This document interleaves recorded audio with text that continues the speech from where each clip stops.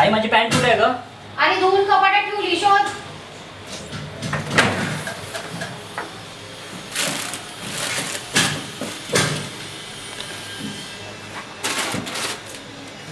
तुला नाही मिळत आहे ग. हा मी शोधून देते.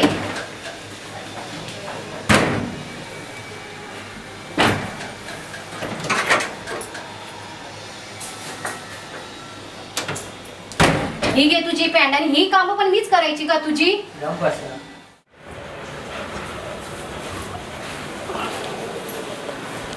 आज तुला निकाल येणार रे. हो. अरे या वर्षी तरी पास वय तुझे सगळे मित्र पुढे गेले, तूच मागे राहिलास. दाताचं लेक्चर नको देऊ नसतो. आणि पाण्याची बॉटल तरी घे ना.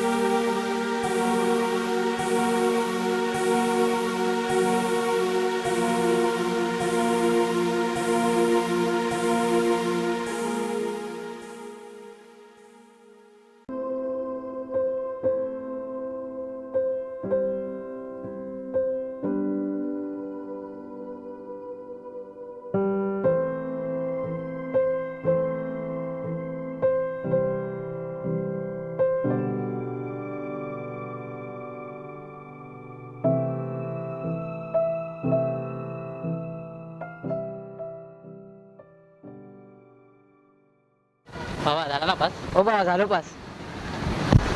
अरे हा इकडे ना बसला शांत. अरे तर या वर्षी पण नापास झालाय, तुला माहिती नाही? काय यार, चल याची खेचूया. चल.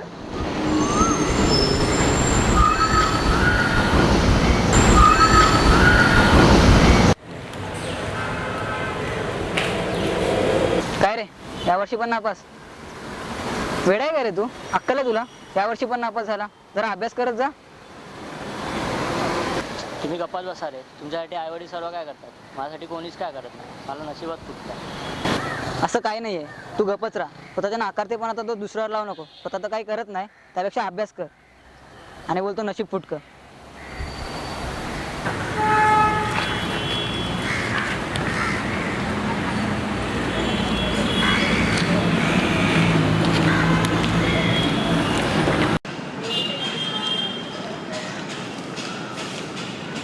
काय रे, कशाला तुम्ही त्याला त्रास देता?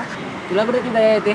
ए बाबा, असं काय नाहीये. चला तुम्ही. हो यार, चल जाऊया, खूप झालं आता. चल विशा.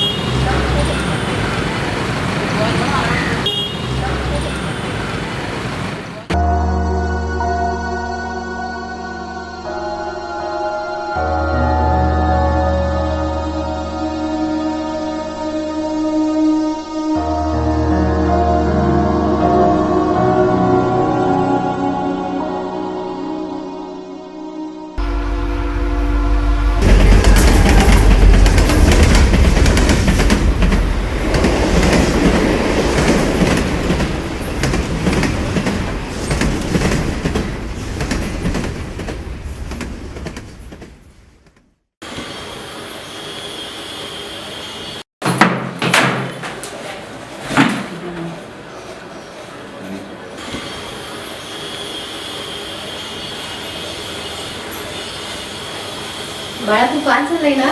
नाही, फेल झालो. आणि हे सगळं तुझ्यामुळे झालं. याला कारणीभूत पण तूच आहेस. तू एकटे शिकली नाही, अडाणी आहेस. आणि आपली आर्थिक परिस्थिती चांगली नाही. जे काय माझ्या आयुष्यात घडतंय त्याला कारणीभूत तूच आहेस. आणि ज्या गोष्टी माझ्या आयुष्यात घडतात ना, त्याला कोणी ना कोणी कारणीभूत असतं. आणि यावेळेस पण फेल झालो ना, त्याला पण कारणीभूत तूच आहेस. त्याच्यात माझा काय दोष? तुझा काय दोष म्हणजे तुझाच आहे.